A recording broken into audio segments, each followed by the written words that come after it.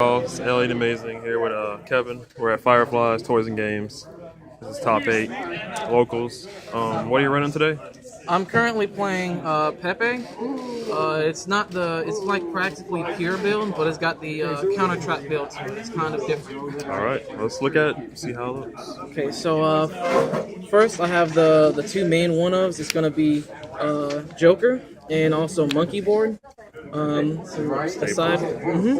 the staples. Personally, I don't like it. I don't like running too many, so I only run one good turtle and two lizard draw. I don't like running more than one good turtle and two lizard draw because a lot of the time what I want to do is go after my opponents. It's a rather offensive, passive aggressive build. Yeah. If I know that if I get these two, I have to do a different kind of plays, and it just kind of hurts. So I only play these three compared to anything else. All right. I also like to play 3 sorcerer.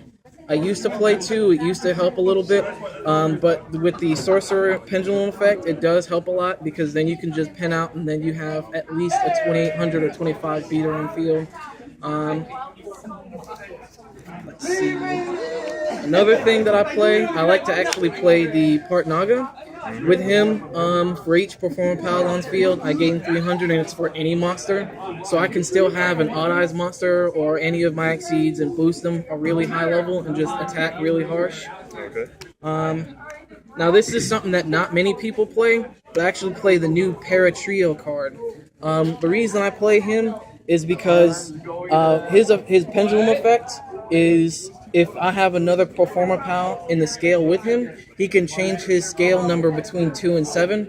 A lot of the time, you can actually brick really hard with these, and he actually helps to deal with that problem. Right. His normal effect, I don't really care for because it's only if he's destroyed by battle. You can special summon a Performapal monster that's not a pendulum. So I only use him for scale fodder, and that's it. Okay. Nice too. The actually run 3 Light Phoenix. Another thing that I run into a problem with this is some people just like to grind out the deck. So I like to destroy the scales if necessary. Having 3 Light Phoenix creates Odd Eyes as well as Performapal fodder. With this, I can also tribute him to give a Performapal monster for 1,000. One thing I like to do is attack with 1 Phoenix, and then attack with another and tribute 1 Phoenix, so it becomes a 3,000 beat stick.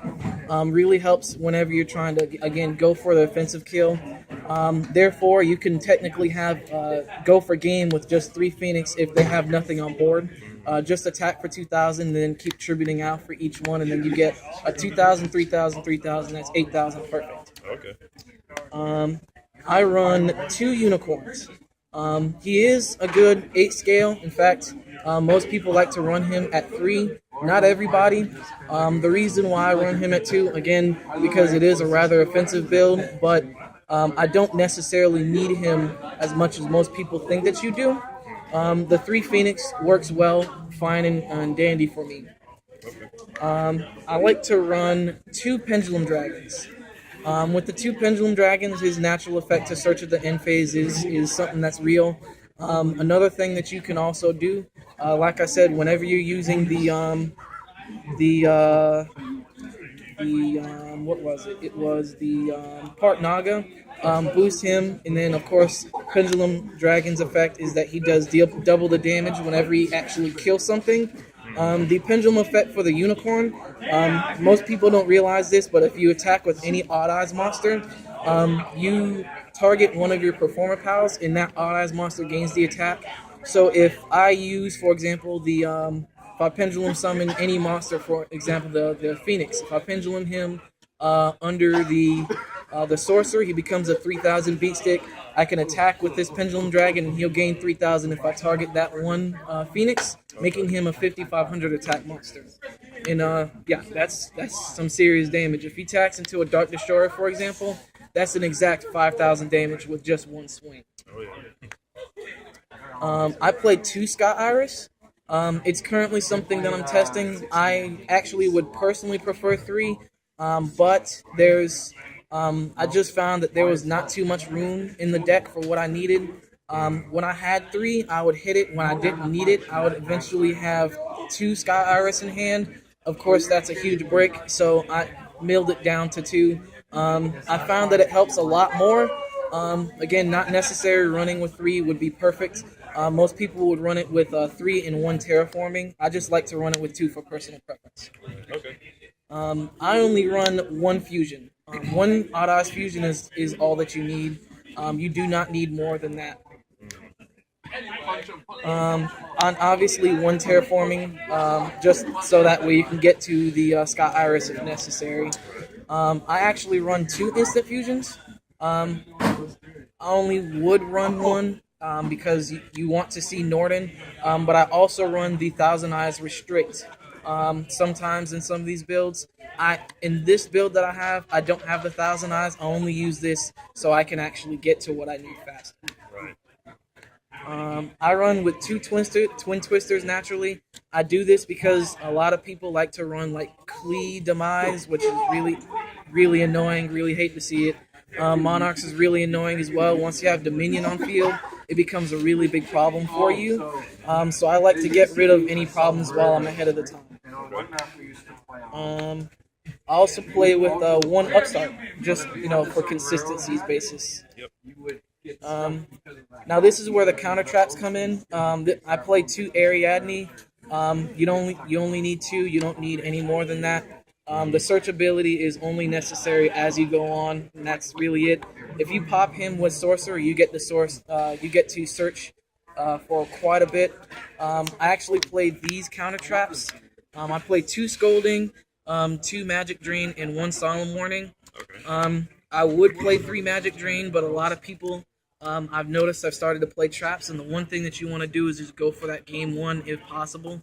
So I've milled it down to 2 Magic Drain, 2 Scolding, and 1 Solemn Warning. That's really all that you need, especially when you have only 2 area. I need to search for all these counter traps. No strikes. Can't afford them. Not yet. Okay, that's all good. Once I can get them, then I'll be playing around with it. I'll actually probably trade out the Scoldings for the strikes. I have 2 Kirans. The 2 Kirans, again, help when it comes to dealing with control problems. If you're dealing with Monarchs or just anybody that's a really huge headache, the Kirans will definitely help to solve that problem. Another thing that I play is 2 Eccentrics. Obviously, because Eccentric is just a really good staple, deals with the spells and traps and monsters all alike. Now, I play with the Noble Dragon Magician. Helps when you're trying to synchro later in game. Again, not a huge necessity, but it also becomes Twin Twister fodder or any other problem down the road. Another thing that I play is Zephyros. Again, more Twin Twister fodder, Sky Iris fodder. Also helps to return the monkey board on field if it's already there. Also helps to return that Joker for a second use. So he becomes that extra resource recycler, pretty much, as well as a free rank 4 if you've already got the chance. Now this last one, I actually am testing. I like to play Birdman, Genix Ally Birdman. The reason being because, again, just like Blackwing Zephyros, I can use him to return the Joker or the Sorcerer for a second use, just in case they have something to try and get rid of them. He also him being a tuner is practically a free rank 7 for any kind of situation. The reason being, with the rank 7, the level 7s, I play the Meteor Burst as well as the Clearwing. Clearwing helps to deal with, again, Monarch problems. Really, really annoying when you have to deal with those level 8s. Meteor Burst is my personal favorite because if you have the Sorcerer in scale, you can just special summon it. If you have an Odd Eyes monster in scale, you can special summon it, and then you can just continue on with your day as you go. I have Scarlet Dragon, Red Dragon Archfiend in here. Just another personal thing that I like to have. The reason I want to keep him there is just in case I need to sync out for rank level 8. Just in case my opponent also likes to play the same thing that I do, I can make Scarlet do 500 per damage for all special summon monsters. Just take off from there. It really helps. I have made him 3 times, and every single time I've made him, he's been a successful hit. The obvious play for the extra deck would also be a Abyss Dweller. Helps to deal with VA or anybody who deals with Grave. I play the Durandal, actually. Durandal is just in case I have 2 Phoenix on field and I really need to deal with that guy who likes to add a lot of stuff to hand or just plays a whole bunch of normal spells. I can deal with it and get it out of my way. The obvious one to me, of course, is Castell. Bounce anything face up, put anything face down. Just another thing, just another staple in my eyes. The other one is Emerald. You'll see those people who play Warning. You'll see those people who play Strikes. Your stuff is going to go to grave. You will have to recycle it. It just helps to deal with all those problems. If you ever get into a losing situation, you can, try and get out of it. Another thing that I play is Dark Rebellion XYZ Dragon. He's just my beat stick. That's really it. If they have a big monster on board, I want to get rid of it, but I can't find any other way. This is the guy that I play. This is the guy that this is my go-to extra deck monster. Okay. Diamond Dire Wolf, I play him just in case they have some back row that's, to me, really silly and I'm trying to get rid of it. I'm just going to make Diamond Dire, pop it, get it over with. If it's the Warning, or even if it's a Scolding or something like that, I want it gone. That's what I'm going to go for. I play Heartland Draco. The reason I play Heartland Draco is not actually for its first effect, where you can attack directly, but also for its second effect, where if you control a face-up spell card, you cannot be attacked. It, again, really helps when you deal with really oppressive people. What they will do is try and attack into you. If you have a Scale as well as Sky Iris, they have to get rid of both of them in order to get through your monster, or they will have to kill it through a card effect. Either way, they will have to work hard in order to get rid of the Draco. Most people don't actually run the cards that you can do, like Raigeki or anything like that, because this format, Raigeki, just isn't as good and useful as most. But he is literally just meant for protection. I also play Ragna Zero. Ragna Zero is another card that I use, for example, with Demise, where they like to boost attack or just change attack all over the place. With him, I can destroy the monster as well as get a free draw out of it. It's just a double plus to me. Sometimes it helps with the opponent, so it's really kind of iffy on when you use it. But I found that it can be really good in many situations as long as you know what you're doing. I also play the Absolute Dragon and the Rebellion Dragon. To me, Rebellion Dragon is more useful as Odd Eyes fusion fodder, so you can make the Vortex. The Absolute Dragon has been made twice, and again, both times it has been successful. With him being able to attack into a monster, if he gets destroyed by either battle or card effect, he specials out any Odd Eyes monster from the extra deck that I want. It doesn't matter, it ignores the summoning condition. With this, I can even make the Vortex Dragon, I can make the Meteor Burst Dragon, I can even make the Rebellion Dragon if I really felt like it. It's just a good card if I want to use it. It's just always across the board better than just having nothing.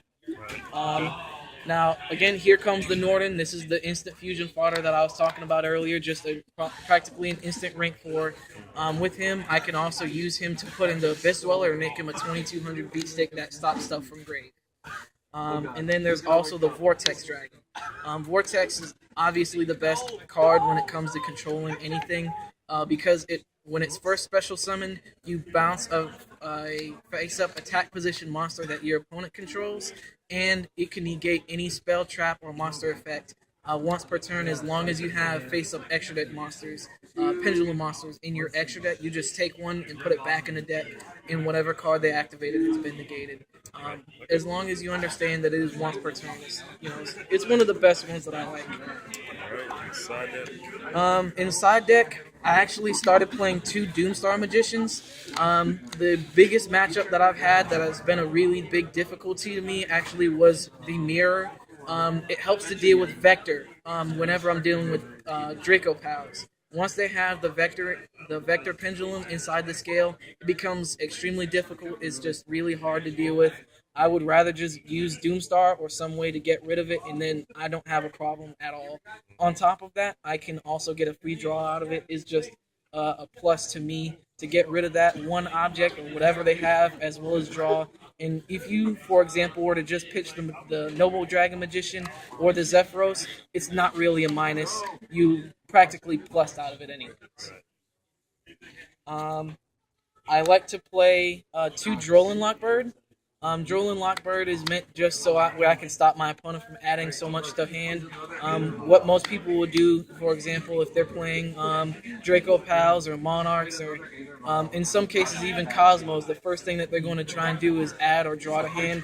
Droll Lockbird will stop that play instantaneously. They can't do it ever again for the rest of that turn.